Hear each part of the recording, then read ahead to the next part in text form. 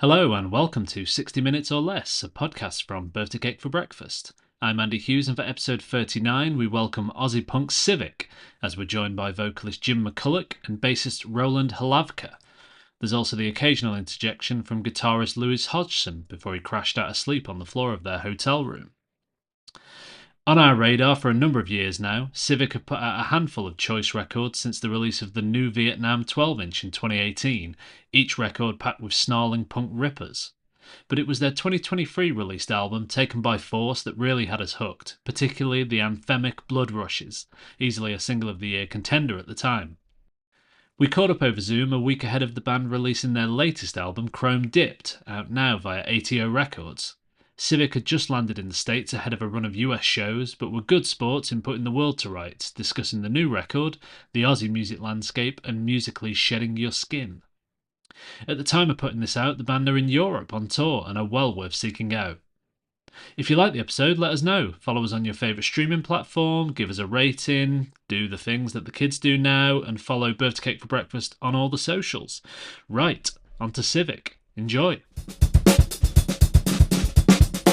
You look like you're both set to do like a police interview with your background. Are you in Yeah, we're in Vegas. So that's why Lewis isn't here because he's doing that thing. Is he on Four Loco and hitting up the slot machines and all that? I don't know what he's fucking getting up to. He's doing something fucked up. So you're in Vegas the past couple of days, is that right? Yeah, we got here yesterday. Well, we got into LA yesterday morning and our van was late, like 7 hours late. So we didn't leave Vegas until like, what time was it? Like four or 5 o'clock. So we didn't get to Vegas till like midnight last night. So we're fucking so tired. But yeah, Sorry that you've got to do this entire. it's all good, man. All good. I'm stoked on this one. This one's good. So Oh, good man, good. So Lewis is out there doing the slots. Is there anything wild that any of you have got planned whilst you're in Vegas? Because it is that sort of town, but you know, it's changed a bit over the years. well, it's our first time here. We haven't really got anything crazy planned, have we? Nothing planned, but kind of open to whatever comes. I've just realized it's like, is it like 1 o'clock there anyway?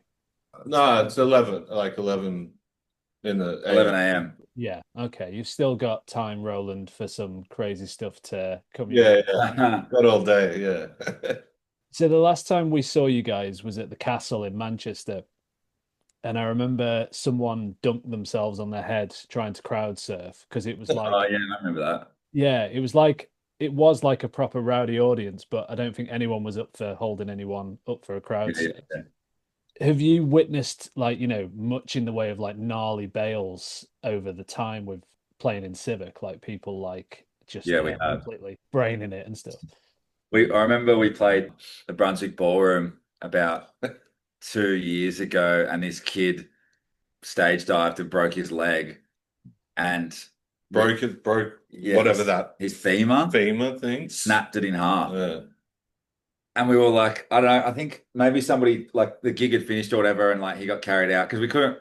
Like, I'm pretty sure we stopped, and then No, he stopped and he got kind of carried out. Yeah. And then there's all these stairs and he had to get taken down all these stairs. And then we kept playing the rest of the set. But then afterwards we went down and he's in a stretcher and he's like, "Can I have a t-shirt?" We're like, "Yeah, man." we gave him a shirt. It's like and he put a was like, shirt on top of him in the stretcher. it was really good. I like that. That's at least like he's still with it and still got a shirt out of the deal, so that's not so bad. Yeah, yeah. I think moshing's that funny thing because it's like if everyone's down for it, it's really safe. But it's that thing of like when someone's just like thinks that I don't know, or they're not schooled in, they don't know anything about the whole like, there's fucking like etiquette, right? And then these people just come and like, yeah. So that's when shit goes wrong. Yeah.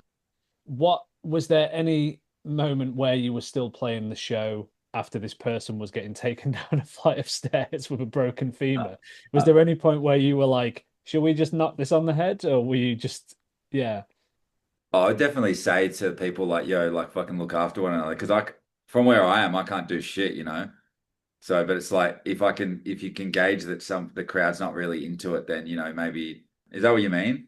Yeah. I mean, because I remember being at a show once and everyone was really into it, and then some guy just fucking face planted the floor, and it was a concrete floor, and the band were just like, "That's it, I guess," and we all just had to go home because it was like, yeah, the person decked it, and it was just like, no one's up for this anymore because it was a bit, Yeah, it's just you've just got to play it by ear. There's been like, yeah, there's been all kinds of fucked up shit that's happened at many shows, I'm sure, but Yeah, you've just got to do it safely. yeah. You said at that show that, the last time you were in Manchester as well, there was only like 4 or 5 people in the crowd. And then obviously at the castle, it sold out pretty quick, I think. Yeah. You must be chuffed doing these shows when you're playing these bigger rooms and things are getting busier the more the more you hit the road and what have you. Yeah, for sure. Yeah, I think the first time we played Manchester Psych Fest, and yeah, there was like 3 people in the room or something. And then yeah, man, the next one sold out. And even though that was small, it was still fun. Like that was a sick show.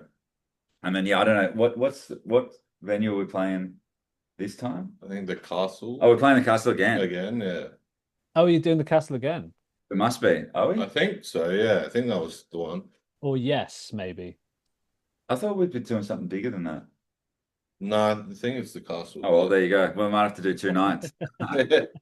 We all come from like hardcore background where those little shows are just as important.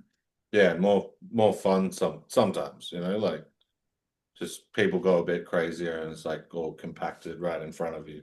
Rather than breaking your femur 2 songs in. Yeah. No, it was, to be fair, it was towards the end of the set. And we were like, we only got like 2 or 3 more songs. Like, let's just finish it. And he was psyched as well. He like left like going like cheering, with a floppy leg. Yeah. God. You said back in 2023 that Cool Encounters, that Tricky came to a show that you did in Berlin back in like Yeah, that's right. Yeah. pre-COVID years, and obviously that guy's a proper dude. You've since done big shows with Sex Pistols and the like. Have you had any mad encounters since, and was that Tricky moment pretty rad? Yeah, that was good. That was pretty good. Anton Newcomb. Yeah, and we've met Anton Newcomb a couple times too now along the way, and he's always got something ridiculous to say and just kind of shouting. Like he's a funny guy. Maybe Courtney Taylor from Dandy Warhols came to one of our shows in America last year or 2 years ago. That was cool to meet him. Yeah. Newcomb didn't try and like punch you in the face or anything like that. No, he was more just like ranting at us. Wasn't he banging on about Sure. come say g'day?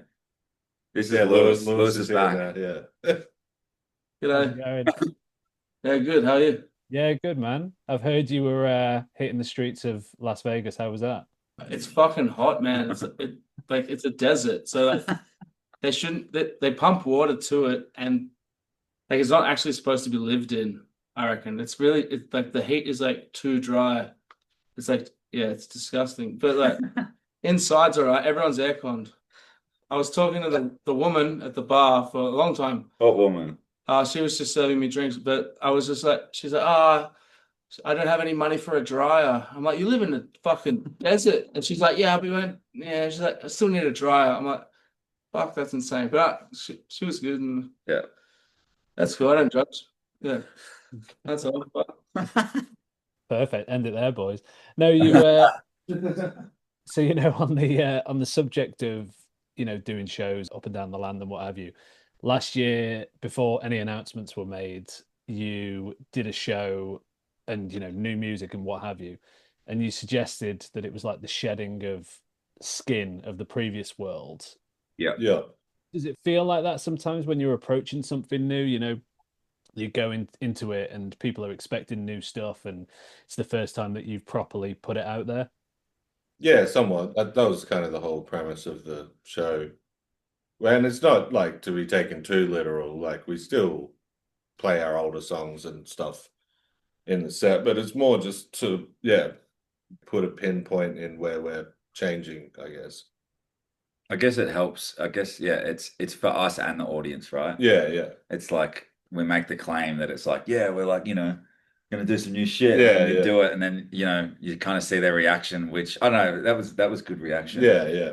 But I don't know, I think it's more, it was definitely for us as well, because that was the whole point in us doing this new record, is because we felt like things are getting a bit stale for us. So even though we still play old songs, I think we had to kind of tell ourselves, okay, we're reinventing ourselves. This is a new era of Civic, you know.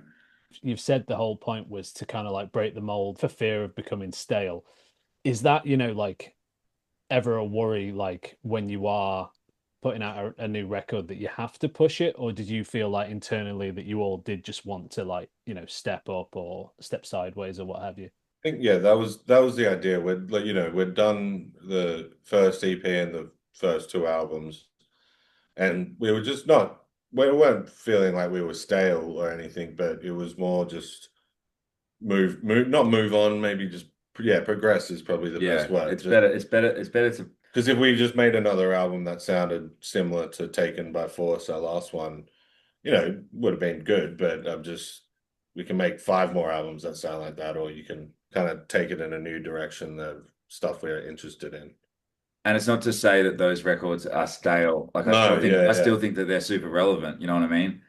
It's more just, once again, yeah, I think for us it's like, okay, where do we go? But it's interesting what you said. It's like, that is a good question. It's like, every time you make a record, do you have to push yourself? But this time we definitely, I don't know. Yeah, I don't know. There was definitely a conscious decision this time to be like, sure. Especially working with Kieran Jake Allanan, who's from a completely kind of different world to what we had been doing previously.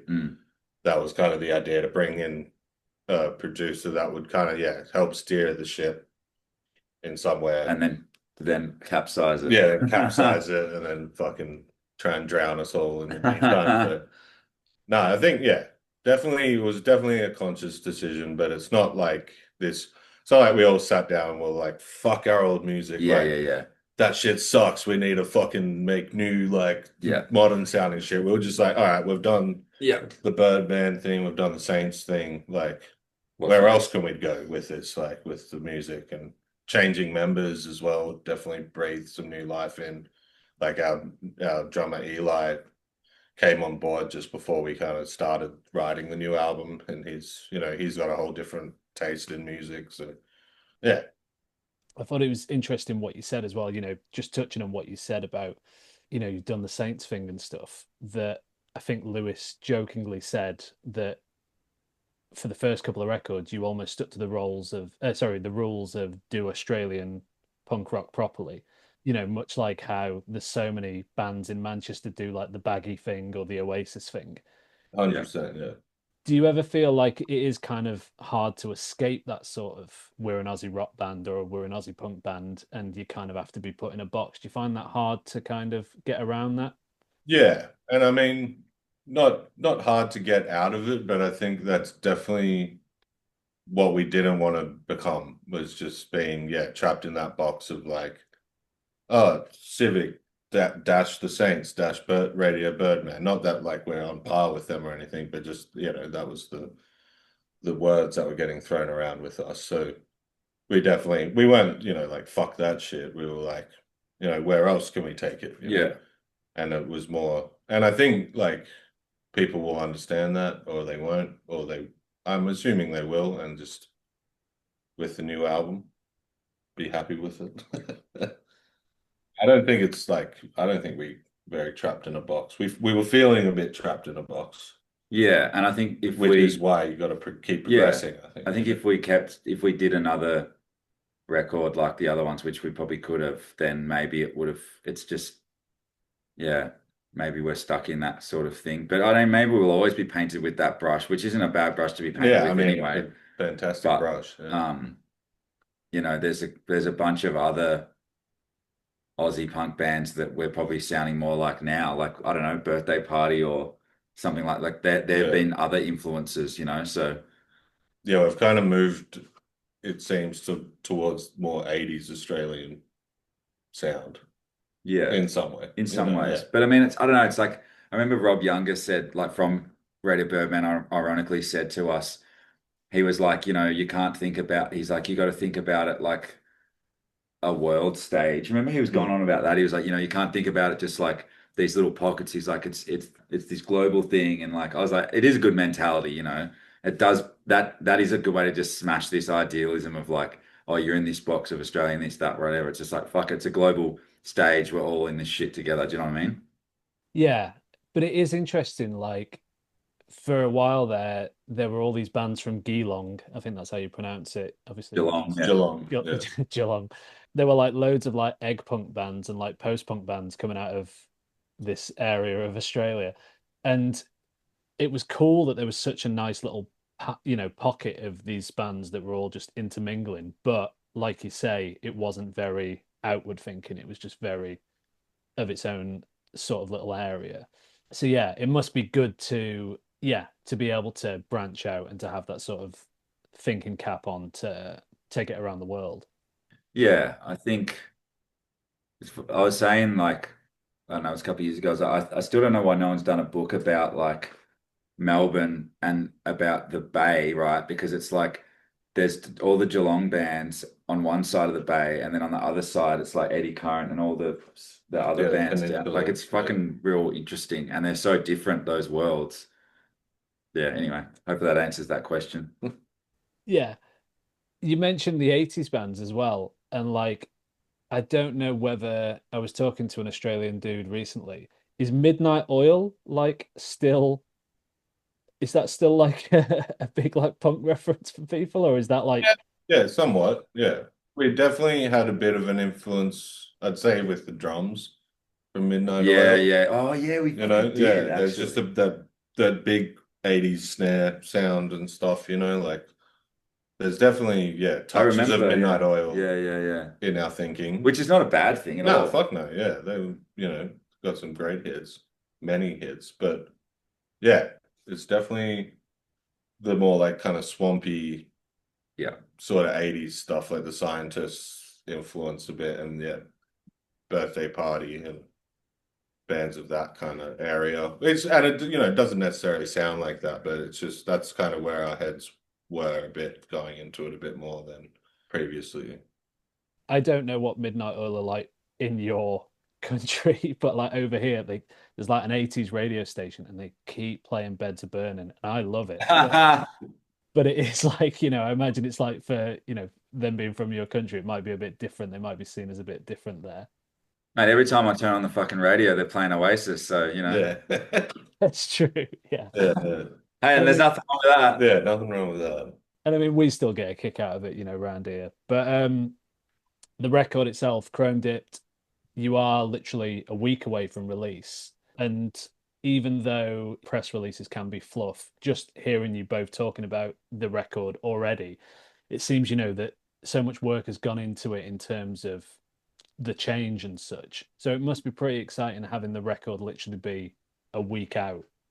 It is. Yeah, it's been a process. Yeah. It's been a long waiting process, yeah. Yeah, we were actually talking about it yesterday with Lewis. Like, there's obviously different ways to like roll out a record, and sometimes it's longer, or sometimes you just drop it. And we don't know what the right way is yet, but this way has been quite a long process. But yeah, it's going to be fucking sick to just get it out there, because even this idea of like singles, I think, is always like, I know you just want everyone to hear the whole record, as a whole, rather than just these little like boop along the way. And are you already in that position where because some bands like they'll release a record and they're already on to the next record? Are you still in the camp of you're still like well into Chrome Dipped and like that's what it's all about, or are you still, or have you started looking elsewhere, or? Yeah, we've started thinking elsewhere. Yeah, like, well, we're just thinking what to do next, really, because we recorded this in August last year, and You got to be 2 steps ahead. You got to have your head ahead, and then definitely thinking about what's next to come, but still like because the songs haven't come out yet, still very much in Chrome Dipped well. Yeah. I'd say, yeah. And I think it's fun to like do those two. It's fun to try and balance that, I think, as well. Yeah. Like write new shit while you're still like, getting the new stuff out of the system. And it's interesting you say, Jim, about the way, rolling records out and the way records are consumed. I was listening to the record and I was thinking, I know that there's less guitar solos and stuff on this record, but I think the track Poison, it was all over the shop in terms of like 6 solos and stuff. And I was like, oh, I'm going to share this to Instagram. And then I was like, oh shit, it's not even out yet. It's, still like a week or whatever. So it is interesting in the way that, people are going to consume it in a totally different way. They might be sharing it loads to stories on the day and what have you. How do you feel about the way things are consumed in that sort of sense? Like you say, a record can drop or it can be like filtered out through singles and what have you. But yeah, the way the landscape is now, is that something that you think about, or? Do you want to answer this, Lewis? Because you. Well, it's kind of, I think it's like we were saying yesterday, we were actually talking about exactly this. It's like it's really hard to know what the right way to do it is or what the wrong way to do it is. And the current climate of like bands on the come up seems to be like, you drop singles, you build the hype up, drop a little clip of a video that goes for 15 fucking seconds and, tease up shit, which personally drives me a bit crazy, even though we've been doing that. It's just kind of like, fucking come on. But it does work. I mean, it seems like the sounds get stuck in your head. You can't make a 15-second video. You have to make an entire video. Yeah, you got to make a whole thing. From yeah. But then you eventually drop the whole thing. But it's just this trickle feed.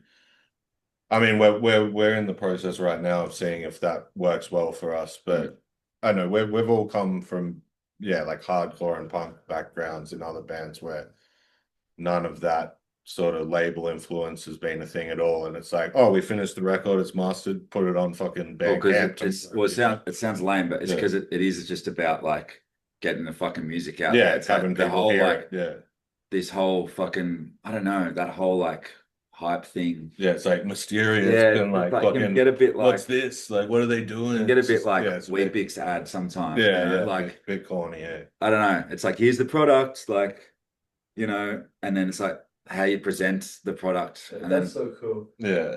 But also, but in saying that, the flip of that is like, you don't want to blow your load as well. Like, if you just drop a whole album and you don't signify singles, that in the world of the fucking like radio and Spotify algorithm bullshit that we all have to play part in now, so you drop the album and you potentially might get a big hit, or might get lost, or it might just get lost and be like, oh yeah, there's an album, people listen to the first few songs and then but the trickle feed method seems to like, as to say, like buzzwords of algorithms, it engages people, I think, but we're the three of us are in the minds of, we don't know which is right and wrong, and both are kind of have their pros and cons, I think. Which I think is a good place to be, right? Yeah, just testing it out. Like, next thing we do, we might just drop out of nowhere, or we might do this again. I don't know. Do you think you're lucky in a way that you've got those hardcore backgrounds and you've got that community who are going to come to the shows and who are going to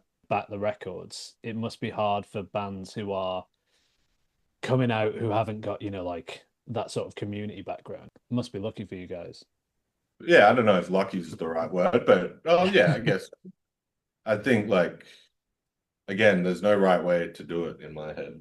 I'd say, like, if a band is a brand new band that doesn't really have a following yet, there's also heaps of young kids coming up, so there's a lot. It's not just this old hardcore thing that we're into. Like, they're all old as fuck now. There's like young kids coming through who are like psyched on it and shit, and they just do it in their own way. Yeah, there's heaps good young hardcore scene coming through Melbourne at the moment, which is really cool, playing under bridges and shit again. Doing raw shit. Because we used to do all that shit and then it kind of stopped for a bit. Yeah, and then now it's back again. I'm 34 now, I don't get in the pit or anything. But it changes a bit once you get to that past the 32 mark, doesn't it? It's like no broken leg. My elbow on my shoulder. I gotta go to work in the morning. That's it, man. But you going off the pronunciation of Geelong, Kieran, the guy who did the production. Yeah. So we saw him when he was doing stuff with Alex Cameron. So it was, a buzz to see that he was working with you guys on this record. And it totally seems like a fit because he seems like such an interesting dude anyway. And he said, without exaggeration, that you all exceeded all possible expectations with the record.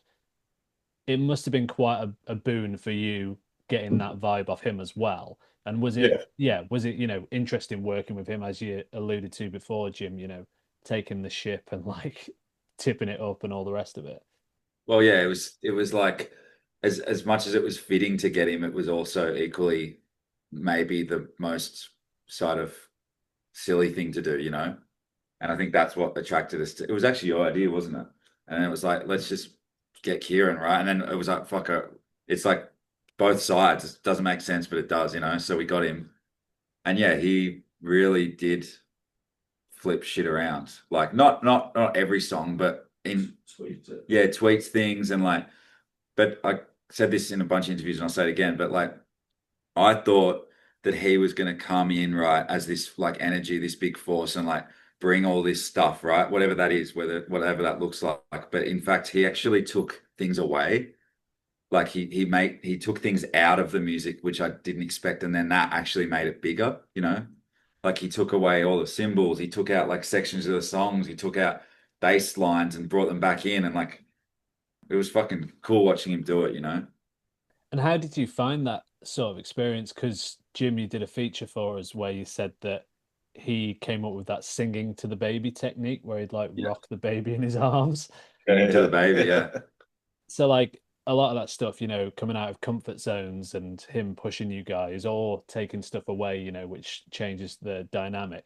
Yeah. How did you find that, having produced a lot of your records in the past in-house?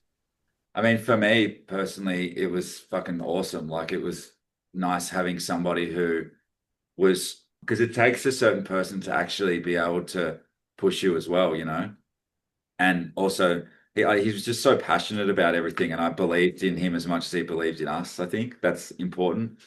It was difficult at first, I'll say, to kind of what you'd expect, like we'd been working on these songs for months and you walk in and he's like, yeah, get rid of that bit. You're like, oh, that was my favorite bit. And then, like shit like that. But I think maybe after the second or third day, we all just were like, all right, I'm liking what he's been doing when we step back from the ego bullshit of it.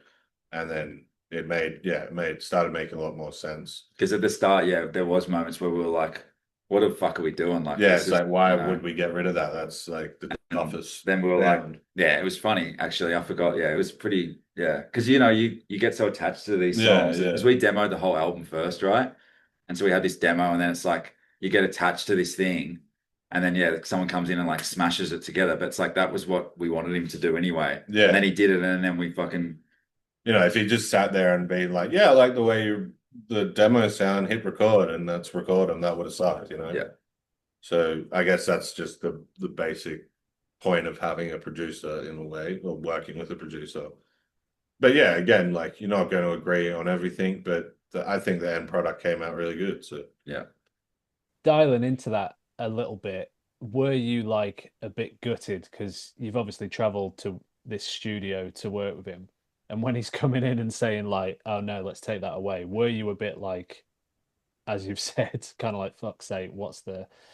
It's that I think that thing, you got to trust in the process sort of vibe, And it's just like, I remember there was one part, me and Eli were doing the bass and drums, and we were both getting a bit tense about it. And we go outside and have a little cigarette break, and we were both just like, yeah, let's just take a deep breath and fucking let him do his thing.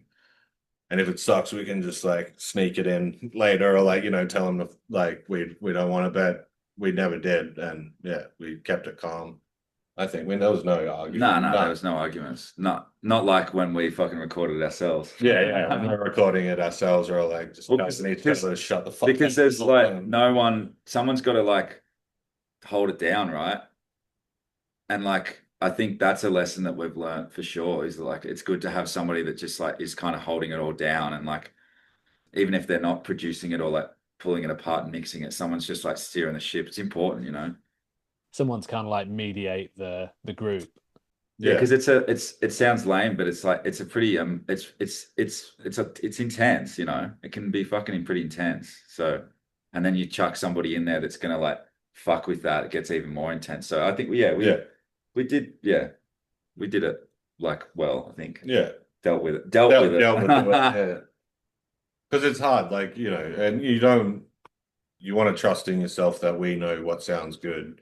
So it's hard to get an outsider in to tell us what he thinks good and believe that he knows what, or they know what they think is good. Because then there's that thing of being like, oh, why are you taking out what it's, you don't even like know, it, you don't even know why did we have it. But I think it got to a point, where you just drop all that shit and you're like, we're here to work together. Let's just fucking do it. Yeah. The ego thing's very important to get rid of that a lot with that shit, you know. In terms of that as well, like he wanted to rock the boat from the start, it sounds like.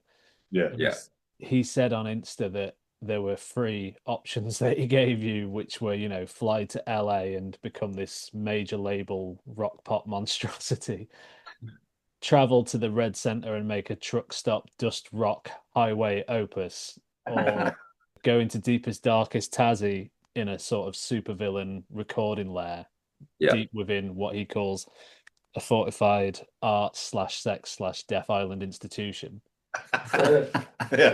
He has a way with words, that dude. He sure does.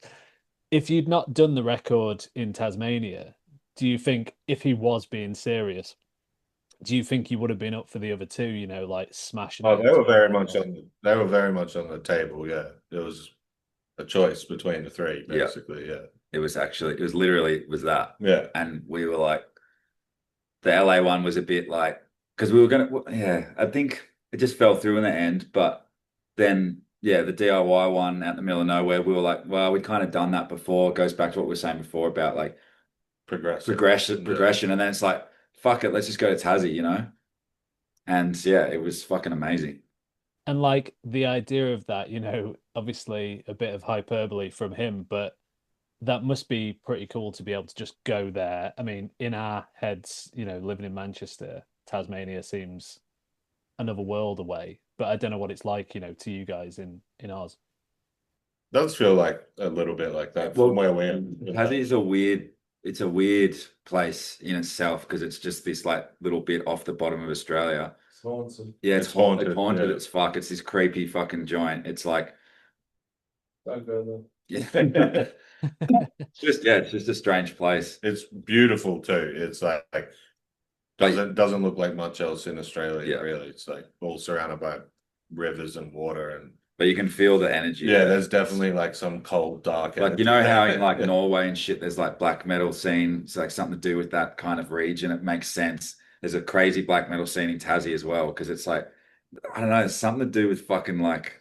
Tasmania is one of the legit points. It's like you can be from Norway and from Tasmania and then get that respect. Yeah. Because there's mountains and isolation. Yeah. Isolation, definitely. Isolation, yeah. And I think, we did feel, I don't know, that, There's just something in the air. Like, I just remember driving from the apartment we were staying at to the studio every day. There was some cold darkness growing around in the air, you know? But I don't know what that is. Were there, you know, when you were driving in, were you ever like leaning into that? Maybe I will drop some black metal influences today. Maybe. Yeah, like subconsciously putting it in there, I guess. Like it's always in there. Yeah, it's always in there somewhere. Yeah. That might not sound. You might not be able to hear it, but the thoughts of black metal are definitely always in our music. Well, there's a darkness to our music anyway, right? So just without the face paint and the church burning. That's what we're gonna do after this. We're gonna fucking put some corpse paint on and hang around Vegas. Pour pig's blood on ourselves. Yeah. Go and burn down a church, like you say, Roland. Yeah. Viva Las Vegas. Yeah, I bet you're buzzing to get out there on the Four Locos. Man, I'm fucking so tired. I reckon I've had 6 hours sleep over the last fucking 2 days. Oh, mate, appreciate you all jumping on the chat. No, I appreciate you, man. But yeah, so you went to the haunted Tassie, you got your black metal roots that were, you know, coming to show more so. But you recorded at the Museum of Old and New Art, which to the uninitiated, you know, me, sounds particularly impressive. How were the sessions working with Kieran? Well, it was just like, I don't know, I remember when we first rocked up and like going through that tunnel Like we hadn't even seen the studio yet, you know, and it was fucking crazy studio. I can't even believe we couldn't really. I think at first, this is for me. I know I felt like we were a bit like I was like, fuck, this is kind of too nice for us or something. You Yeah, know what I yeah. mean? But I was open for it. But the recording sessions were it took a bit longer than we thought to get it going, didn't it? Yeah, yeah. But that's Workflow was like abstract. yeah, Yeah, it was yeah. fucking all over the place. But like we had the like the bones of the record, you know what I mean? We had like as much as we could going into it, and then the sessions just kind of fleshed out each day. But there was definitely moments of stress where we're like, fuck, have we got enough time? Like, Yeah, pretty much the whole time. you know, but in general, the sessions were really productive. Like there wasn't days where we were doing fuck all, you know, it was Yeah, like we were go, go, there at go. like first, like we'd get up, eat breakfast, go there until all day and all night, and Yeah. then get home, sleep, wake up, do it again. Yeah.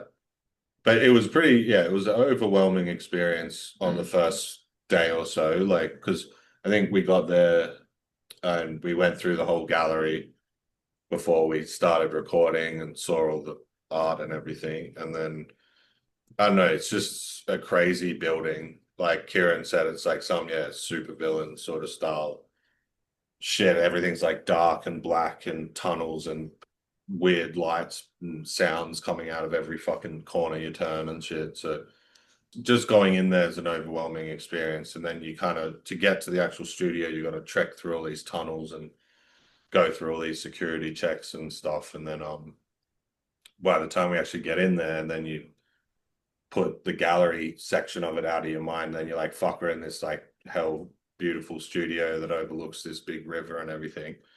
Yeah, it was surreal. But then adding to that, you go through the whole thing, yeah, walk through, look at all this art, blah, blah, blah, and it's like, okay, go into the studio, and then it's like, oh fuck, where like the studio is a part of the fucking gallery, Yeah, right? it's an exhibition. It's an exhibition, that's what it is. So there's a window where you can see into the studio.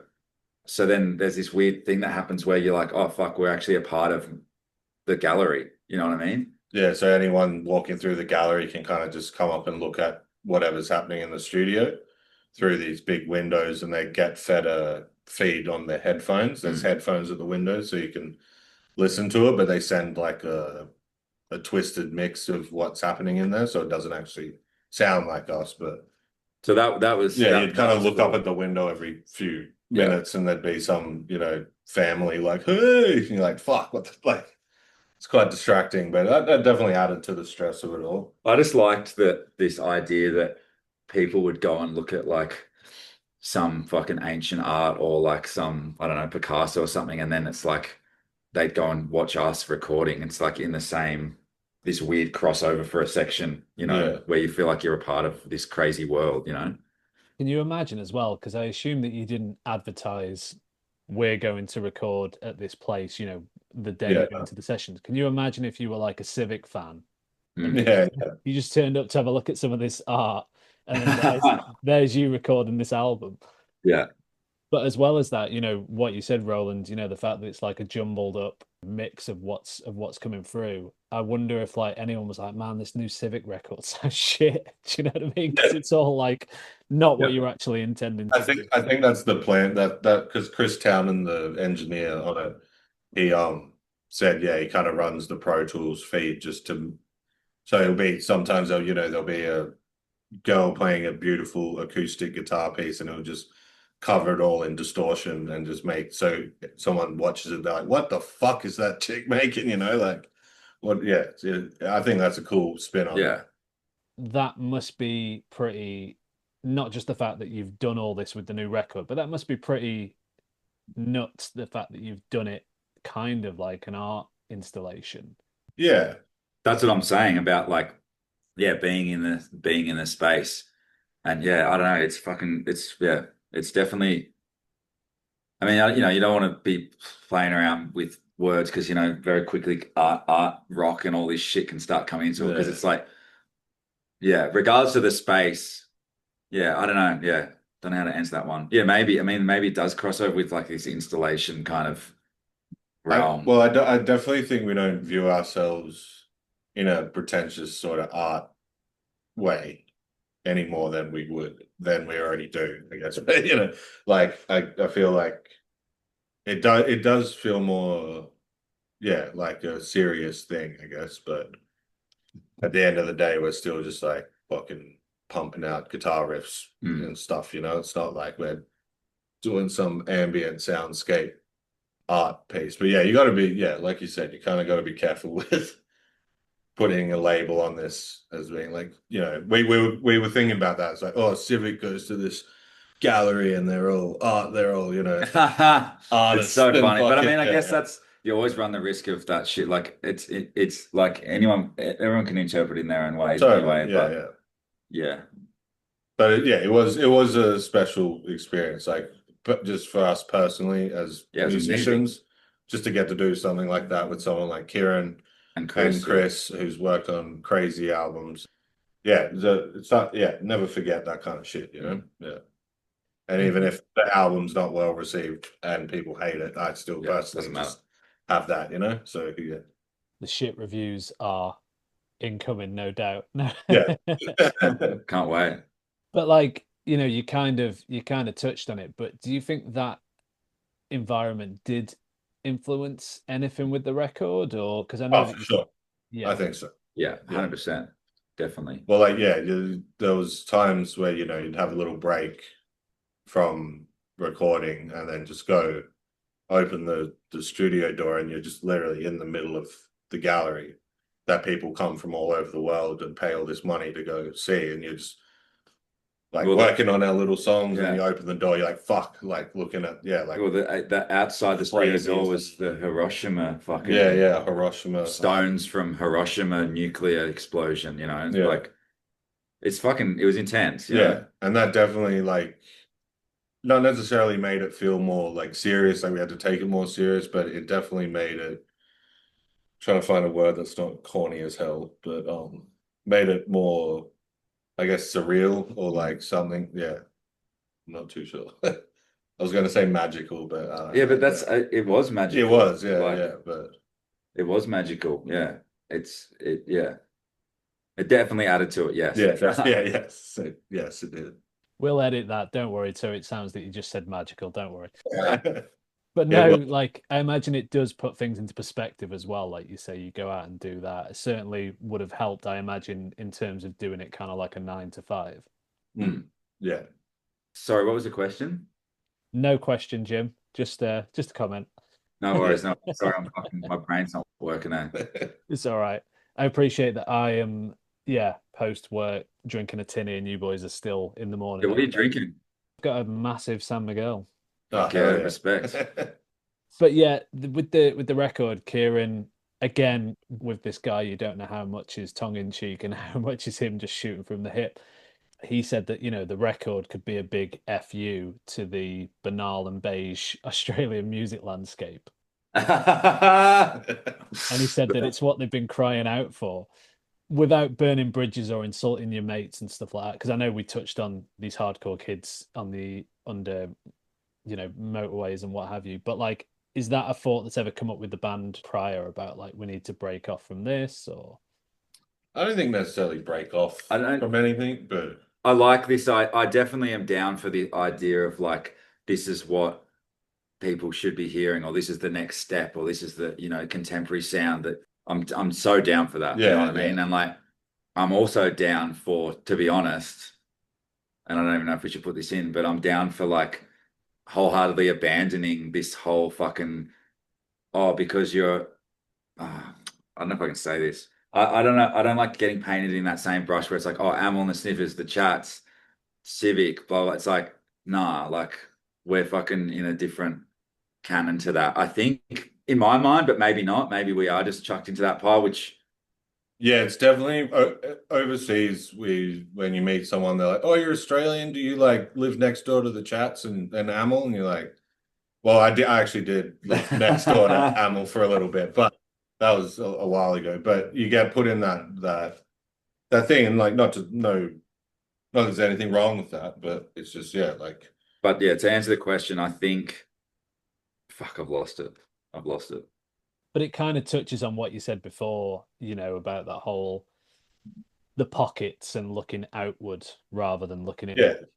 Yeah. It's not to abandon anything or No. break free from anything, I don't think, but definitely, yeah, just progress it in our own minds at least. I've said this in a few interviews, but I like this idea that it's like an extraction of like, I like this idea of like a band, like, you have all your influences on your first records or whatever, and then you kind of get your sound or whatever. And it's like, I feel like this record is truly sounds like us. Like, I think we got to this point. It's like, obviously there's different references and shit, but I feel like this one was like squeezed out of us in a different way, Anyway, I don't know if that makes any fucking sense.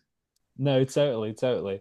And I realized that this is a deep one for 10 to 12 in the morning, but I didn't realize it was at the end of the question list rather than tucked in the middle. But themes in the record, there's drug addiction and loss that have touched the band in very real ways. As songwriters, how is it opening up to personal experiences? And is that something that Kieran, helped with in terms of maneuvering things in the studio? Yeah, we all like, I think I'd had all my lyrics written already, basically. So we didn't really like talk about that too much. He was just good at like making me sort of think about them deeper or something, or like talk about it a little bit better, or like, I don't know, pick something out and kind of focus on it. Yeah. And he was good at like for instance, I'm just going to use this as an example, like The Hog. It's like the lyrics in that song are quite poetic or whatever, but then the song's real dirty, and it's like I could have sung that so many ways, but like that made more sense. Well, it made less sense to sing it that way, but we did it that way because Kieran's like, just, he was good at channeling. Sorry, Lewis is just snoring next to me. It's fucking distracting. Yeah. Well, I also feel like I didn't write any of the lyrics, but I feel like it's definitely more of a personal topic out for you and you've experienced loss as well. Over the last few years, like, but it's like it's definitely in the past. It's been more of, what would you call it, like a theme we've kind of thought about, like Taken by Force had this kind of post-apocalyptic war, like all and that future kind of shit. forecasts. It had the whole COVID and the world was fucking weird at that time. Yeah. Kind of got influenced by that. And this time it is it seems like it's a more self-reflective sort of language being used throughout the whole thing. But not on every track, but on the bulk of it, I would say. Yeah, there's still this for you. Yeah. It's more personal. Yeah. Thanks. I did like as well, I was saying about the link to the record ahead of time. I thought when it came out that the song was going to be called The Hog Master, because those are all just the The Hog Master. I was like, that is a gnarly song to put on a record. That was good, Master. Yeah. I assume it's already gone to print, so there's no way you can change it to the Hog Master now. I'll write it on your copy for you when we send it to you. That sounds good. But thanks very much, dudes. Appreciate an hour when you're on 6 hours sleep isn't very much. That's right, man. No, I appreciate that's the best interview we've done so far. So yeah. Oh, good. Because you actually can do research and ask questions and stuff. Not like, okay, so tell us about how you guys started 10 years ago. And we're like, man, fuck, who cares? Yeah, thanks for that, man. That was good. I mean, that is the next question, Jim. But no,